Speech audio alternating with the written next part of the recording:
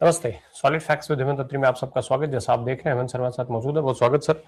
Sir, Ayodhya को लेकर के जिस तरीके से सवाल उठाए जा रहे हैं, जो तमाम खबरें चल रही हैं और सरकार का जो रवैया है, वो बहुत सारे सवाल अपने आप उस पर खड़े हो जा रहे हैं। लोग सीधे तौर पर सरकार को अब कटघरे में पहले दिन से ही खड़ा कर रहे हैं और सरकार भी कहीं ना कहीं जो उसका जिस तरीके का व्यवहार अभी तक दिखा है, दावे तो ऐसे हो रहे हैं कि कोई कह रहा है दूध का दूध पानी का पानी हो जाएगा, कोई कह रहा है कि कोई दोषी बख्शा नहीं जाएगा, और ऊपर से जो तमाम तरीके की प्रचलित कहावतें हैं उनका उपयोग भी अब भाजपा के तमाम नेता और मंत्री करते हुए देखे सुने जा रहे हैं। लेकिन अब इससे आगे वकील भी मैदान में आ गए हैं। वकीलों ने बकायदा चुनौती से लेकर के और चेतावनी तक सब कुछ जारी कर दिया है, खास करके उन लोगों के लिए जिनका नाम इस पूरे प्रकरण में सामने आया है, चाहे वो चंपत राय बंसल हो या अनिल मिश्रा हो, गोपाल राव हो। ये सारे लोग, इन सारे लोगों को लेकर के अब एक चेतावनी जारी कर दी गई है। मैं पहले वो चेतावनी सुनवा देता हूं, फिर उसके बाद सवाल पर आता हूं। सुनाइए जरा। गोपाल राव 3 दिन के अंदर अयोध्या छोड़ के चले नहीं जाए और या तो जेल इनको भेजा जाए। अगर ऐसी परिस्थिति नहीं होगी तो हम पूरा अयोध्या जाम कर लेंगे, किसी को अयोध्या से कुछ नहीं होगा। ये चेतावनी वकीलों की तरफ से जारी की जा रही है। इसके अलावा केस ना लड़ने की बात कही जा रही है साफ तौर पर। सर, शुरुआत यहीं से करते हैं कि क्या कैसी परिस्थिति के तौर पर इसको देखा जाए। वकीलों ने जिस तरीके का मोर्चा खोला है, क्या जो काम सरकार नहीं कर रही है या करना ही नहीं चाह रही है, इस वजह से लोगों को, वकीलों को, आम आदमी को अब इन सारी चीजों में जो है वो पढ़ना पड़ रहा है? हेमंत सर। अब प्रकाश जी नमस्कार, आपको सारे दर्शक साथियों को भी। देखिए, बहुत ही जिसको कहिए आप दुर्भाग्यपूर्ण स्थिति है कि 7 तारीख को पहली बार घटना सामने आई और 29 तारीख तक यही सब चल रहा है कि किसको गिरफ्तार किया जाए, किसको छोड़ा जाए, किसके कौन केस नहीं लड़ेगा, और ये सारी परिस्थिति।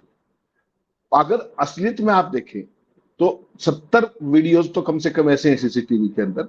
एक वीडियो में, 2 वीडियो में, 3 वीडियो में सीसीटीवी की अगर कोई मॉनिटरिंग कर रहा हो तो चोर पकड़ा जाएगा। यहां तो 70 के आसपास सीसीटीवी फुटेज 40 दिन के अंदर की है और उसके बावजूद किसी ने कुछ नहीं किया गया। तो लैक ऑफ सुपरविजन तो अपनी जगह है ही। मैं राम प्रकाश जी इस मामले में कुछ ऐसे पहलुओं को छूना चाह रहा हूं जो अब तक किसी ने नहीं छुए। वकीलों की बात पर भी आएगी। सवाल राम प्रकाश जी क्या है, सारे दर्शक इस बात को अच्छे से समझ गए कि पूरे सिस्टम को आरएसएस और बीजेपी पूरे मुद्दे को हमेशा कितने डिफ्लेक्ट करने की फिराक में कंप्लीटली। और ये मैं बहुत जिम्मेदारी के साथ कह रहा हूं, निचले स्तर पर चोरी कैसे हुई और ट्रस्ट में किसी को इसकी जानकारी क्यों नहीं, मेरा सिंपल साधारण सवाल। ठीक, और अगर जानकारी नहीं तो वो कर क्या रहे हैं। दूसरी बात, गृह मंत्रालय इसमें शामिल क्यों नहीं है इस जांच से लेकर के इस पूरे प्रोसेस के अंदर, जबकि जो गजट की नोटिफिकेशन थी, राजपत्र की जो अधिसूचना थी, उसके माध्यम से ट्रस्ट का गठन किसने किया था? गृह मंत्रालय ने किया था राम प्रकाश जी।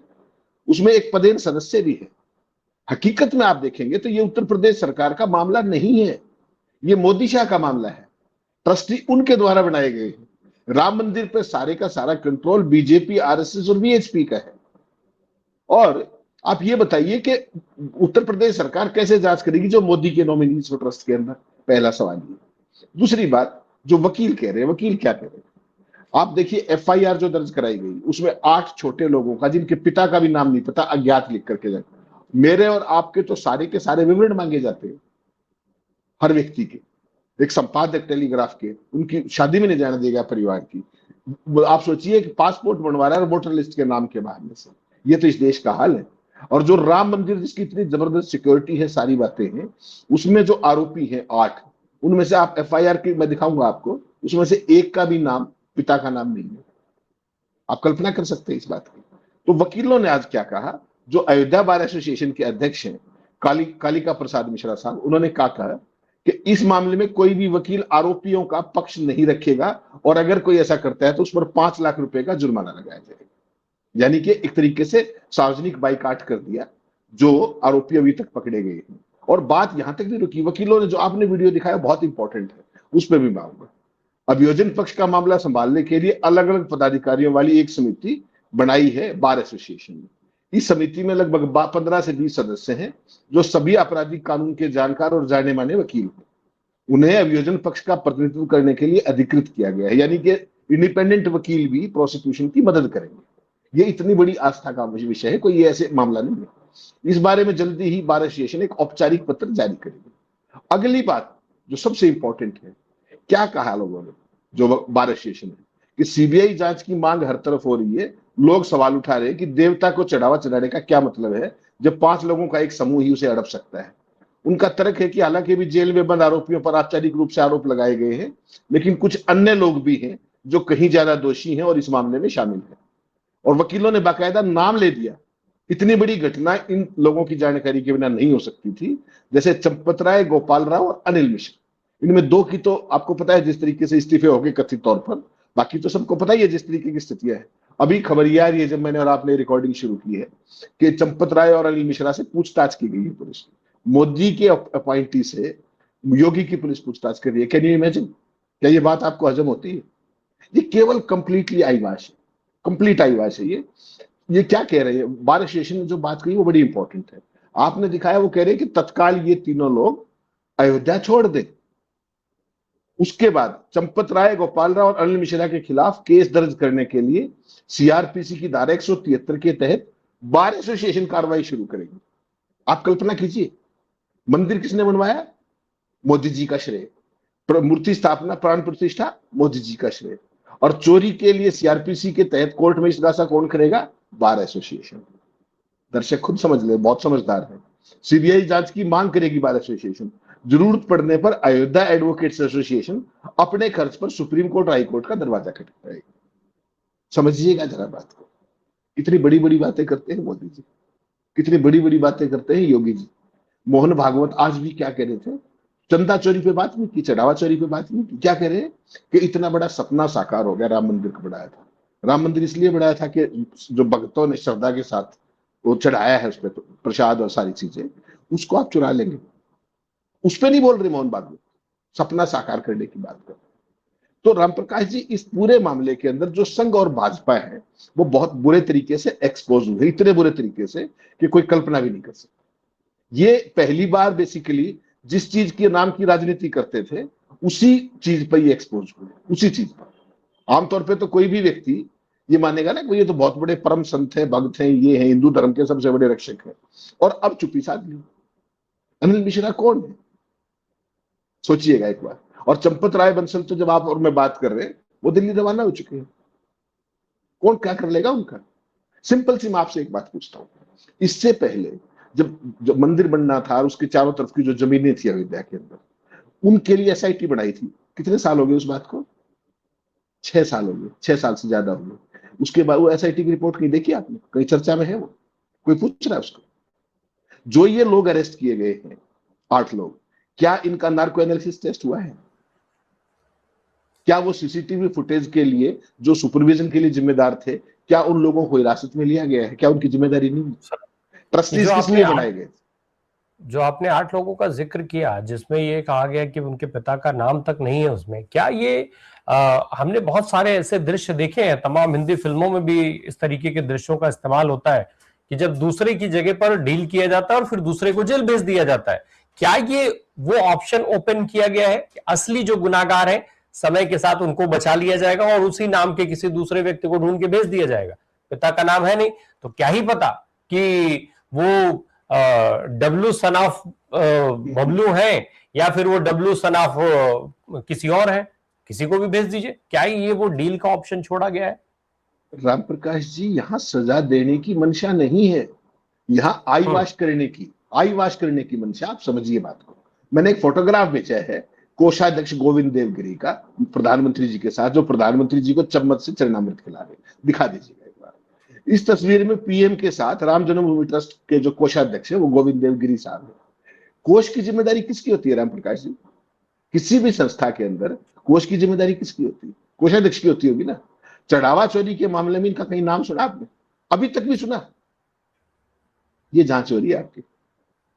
ट्रस्ट का महासचिव चंपत राय है, उसका ड्राइवर टिन्नू यादव, उनका नाम लेकर के छुट्टी।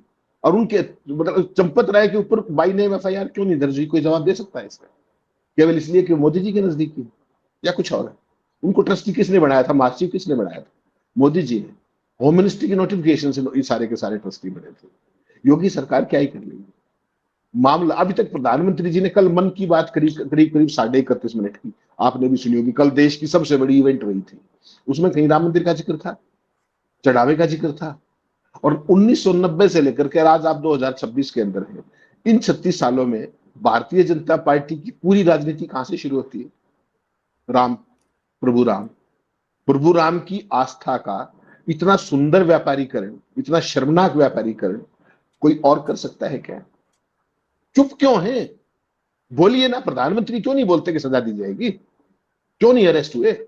मुझे एक बात बताइए, जो जमीन के घोटाले थे उसकी एसआईटी की रिपोर्ट का है नंबर 1। दूसरा, कुछ नहीं करना उसके अंदर। 2019 में सुप्रीम कोर्ट का फैसला आने के बाद और 2021 के बीच में जब मंदिर का इशारा हो रहा था, उस दौरान की अयोध्या के अंदर जो भी रजिस्ट्री हुई है उनकी जांच कर लीजिए, पता लग जाएगा।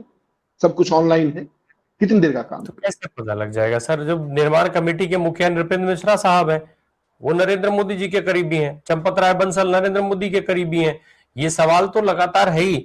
ये एक और चीज है सर, जरा उसको भी समझ लें, मीडिया को क्यों रोक दिया गया? मीडिया को कवरेज करने से क्यों मना किया जा रहा है? आज की तारीख में भी क्या मीडिया से डर रह गया है सरकार को भी क्या? राम प्रकाश जी, ये आप वाला मीडिया खतरनाक है, वो तो चरण चाट रहे हैं। ये जो आप चर्चा कर रहे हो, ये किसी प्राइम टाइम पे सुनी है क्या आपने अब तक? ये जो सोशल मीडिया है, जिसके कंधे पर सवार होकर प्रधानमंत्री मोदी जी देश के पहले नेता बने थे, जो सोशल मीडिया का इफेक्टिव यूज करके पहली बार चुनाव के अंदर और अदरवाइज अपनी इमेज क्रिएशन में, इमेज बिल्डिंग में, प्रोडक्ट बिल्डिंग में सत्ता में आए थे, उस सब सोशल मीडिया के जरिए। और आज वही सोशल मीडिया कहीं ना कहीं उनको हॉन्ट करता हुआ दिखाई दे रहा है। कितना ही कोशिश कर लो, आपने देखा वो लाइव, वो हम दिखा नहीं सकते, कॉपीराइट का इशू है। एक जर्नलिस्ट साथी खड़ा है मंदिर के सामने, कवरेज कर रहा है, और एक दरोगा आकर के उसको रोकता है। तो जर्नलिस्ट उसको बता रहा, आज की वीडियो में दिखा नहीं सकते हम कॉपीराइट के कारण। और उस जर्नलिस्ट ने बाकायदा, साथी ने कहा कि हम सदा से 2019 से इसी जगह से कवरेज करते हैं। तो उसने कहा कि परमिशन लेके आ जाइए ऊपर से, आपके सामने वायरलेस संदेश आया है मुझे। क्यों?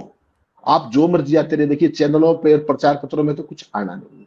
वहां तो वो छपेगा जो डिक्टाट आएगा आईटी सेल से, और साउथ ब्लॉक में आप वाले जो मित्र बैठे हैं गुजराती जोशी जी, वो तो वहां तो वो छपेगा। सोशल मीडिया अनकंट्रोल्ड है। तमाम साथी ऐसे हैं जिन्होंने अनिल मिश्रा के बेटे तक के घर में घुस के पूछ लिया कि भैया क्या है बताओ। उनको घर से निकालना मुश्किल हो गया, जवाब तो बनता ही नहीं, क्या जवाब देंगे? तो ये सारी चीजें सोशल मीडिया में वायरल हो रही है। सोशल मीडिया पे जो भी क्लिप आती है, आपको पता है टीवी को तो कोई देखे ना देखे, उसकी क्रेडिबिलिटी क्या है, अखबारों की क्रेडिबिलिटी क्या है, उसको हटा दीजिए एक बार साइड में। जो सोशल मीडिया पे एक क्लिप आती है, उसको आप देख रहे हैं ना, लाखों और करोड़ों में शेयर होती है।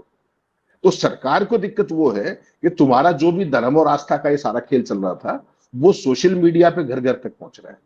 आपने जो चढ़ाव आता था, उसकी परिस्थिति देख ली 7 जून के बाद, 10% रह गए, 10% रह गए। 100 रुपए आते थे चढ़ावे के, तो आज 10 रुपए आते। आप सोचिए, इतना बड़े मंदिर का निर्माण कर दिया, कोई ऑडिट हुआ है? और सरेआम आरोप क्या लग रहे हैं? 40% कमीशन, 50% कमीशन। इस अयोध्या के जो मंदिर के आंदोलन से जुड़े हुए लोग हैं, वो आरोप लगा रहे, हेमंत अत्री, राम प्रकाश नहीं लगा रहे, माफ कीजिएगा। कौन जांच करेगा भाई उसकी? उसका एक क्यों नहीं ऑडिट करवाया सरकार ने? कोई भी संस्था होती है, ये तो बाकायदा ट्रस्ट है, उसका क्यों नहीं करवाया? और अयोध्या राम मंदिर के मामले में अपने जो संतोष दुबे जी हैं, कार सेवक भी रहे हैं और वो तमाम संस्थाओं के अध्यक्ष भी हैं, वो क्या कह रहे हैं? चंपत राय का नार्को टेस्ट होना चाहिए। संतोष दुबे कह रहे हैं कि ट्रस्ट में चारों शंकराचार्यों को शामिल किया जाए। वो कह रहे शंकराचार्यों को शामिल करो, या तो शंकराचार्यों को प्राण प्रतिष्ठा में भी नहीं बुलाया गया था। वहां भी मोदी, अडानी और उनके दोस्त थे, सारे फिल्म स्टार थे। हिंदू धर्म के सबसे बड़े धर्मगुरु कौन है? शंकराचार्य। शंकराचार्य ने आपत्ति की कि साहब अधूरा शिखर है, इसको पूरा कर लीजिए, उसके बाद प्राण प्रतिष्ठा होनी चाहिए। उसका परिणाम पता है क्या हुआ? कि शंकराचार्यों को इस समारोह से दूर कर दिया गया। तमाम सेलिब्रिटी, फिल्म स्टार, उद्योगपति सब आए, केवल शंकराचार्य नहीं बुलाए गए। अडवाणी जी बुलाए गए थे क्या? मुरली मनोहर जोशी जी, बाकी सारे लोग जो इस आंदोलन से जुड़े हुए थे, कहीं थे वो? और जो संतोष दुबे हैं, उन्होंने तो ट्रस्ट के पदाधिकारियों पर सीधे सीधे आरोप लगाए। वो तो ये कह रहे हैं कि दान पात्र से कथित चढ़ावा चोरी के मामले में पुलिस ने जो गिरफ्तार किया 8 आरोपी हैं, उनके साथ पास तो कुछ भी नहीं है, इसके अंदर तो कहीं और दम्बी चौड़ी चीजें हैं। और जो ये मैंने बताया ना, संतोष दुबे साहब, ये धर्म सेना के प्रमुख हैं, पूर्व कार सेवक हैं। ये क्या कह रहे हैं? राम जन्मभूमि तीर्थ क्षेत्र के महासचिव चंपत राय, ट्रस्टी अनिल मिश्रा और गोपाल राव, इन सब ने ट्रस्ट में ऐसे लोगों को शामिल किया गया है जिनकी भूमिका की निष्पक्ष जांच होनी चाहिए।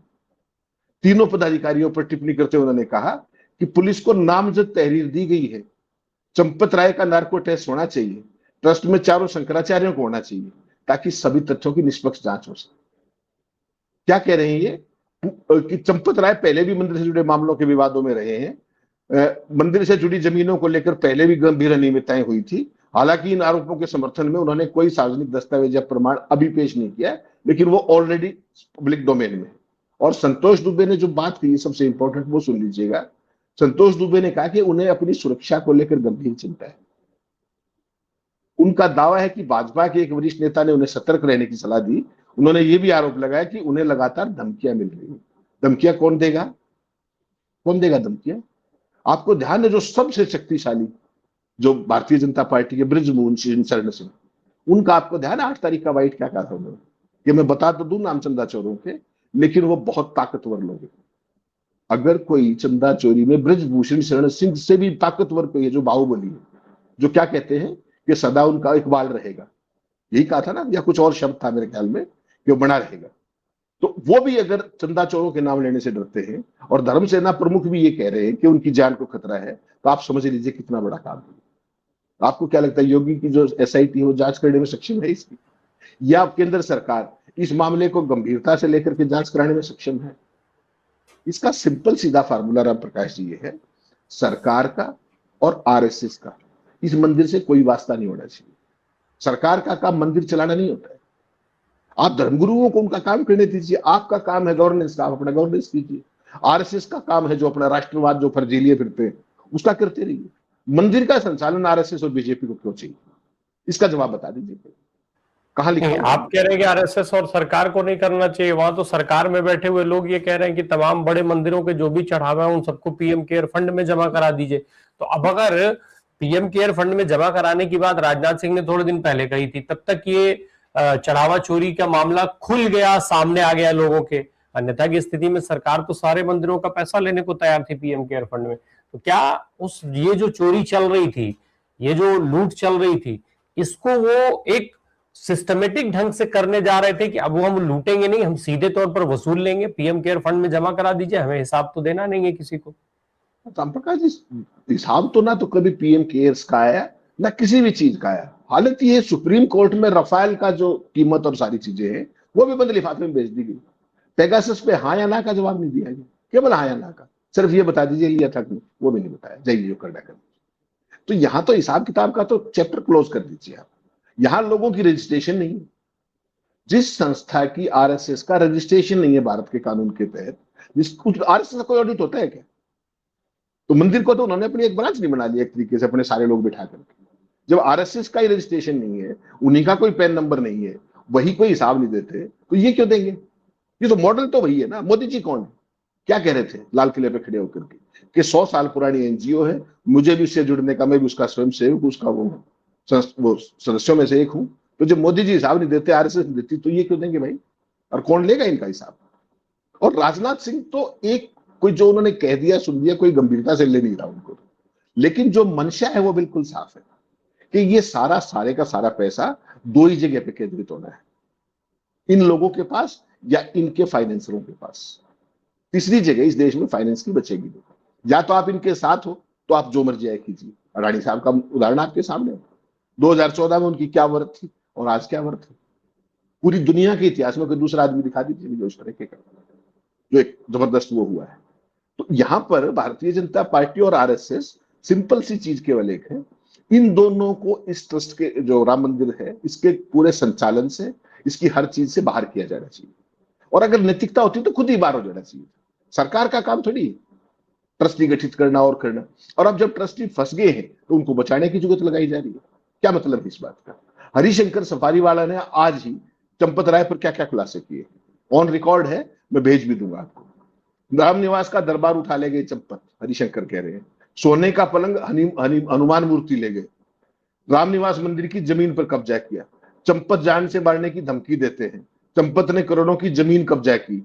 400 बीघा जमीन पर कब्जे का दावा किया। टिन्नू यादव अफसरों को आदेश देता है। ये बाकायदा आज सारे की सारी खबरें लगातार लोकल मीडिया के अंदर बात छप रही है, भारत समाचार में मैंने आपको भेज भी दिया ताकि दर्शकों को दिखा भी दीजिएगा ताकि कोई कंफ्यूजन ना रहे। ये पूरी की पूरी परिस्थिति। मैं केवल एक बात कह रहा हूं, मंदिर का संचालन करने वाला व्यक्ति धार्मिक तो होगा ही ना, या नहीं होगा? आस्थावान तो होगा ही ना। जिस रामलला को सुप्रीम कोर्ट के अंदर भी एक जीवित व्यक्ति माना गया कोर्ट के मुकदमे में, आपको याद होगा, उसके यहां इस तरीके की डकैती हुई और कोई बोल नहीं रहा है। ट्रस्ट तो बहुत जल्दी गठित कर दिया था मोदी जी। अब जब जिम्मेदारी की बात आई तो मन की बात करते घूम रहे हैं, उसमें उस चीज को छोड़ते फिर रहे। मोहन भागवत सपना साकार होने की बात कर रहे हैं और जो लोगों की आस्था पर प्रहार हुआ है उसका जिम्मेदार कौन, बता देंगे मोहन भागवत जी? क्यों नहीं चर्चा करते भाई? किसी आरएसएस के बड़े पदाधिकारी का आपने बयान सुना है क्या अब तक इस मामले में? क्यों नहीं बोल रहे वो? केवल एक उस बात का जवाब दे दीजिए।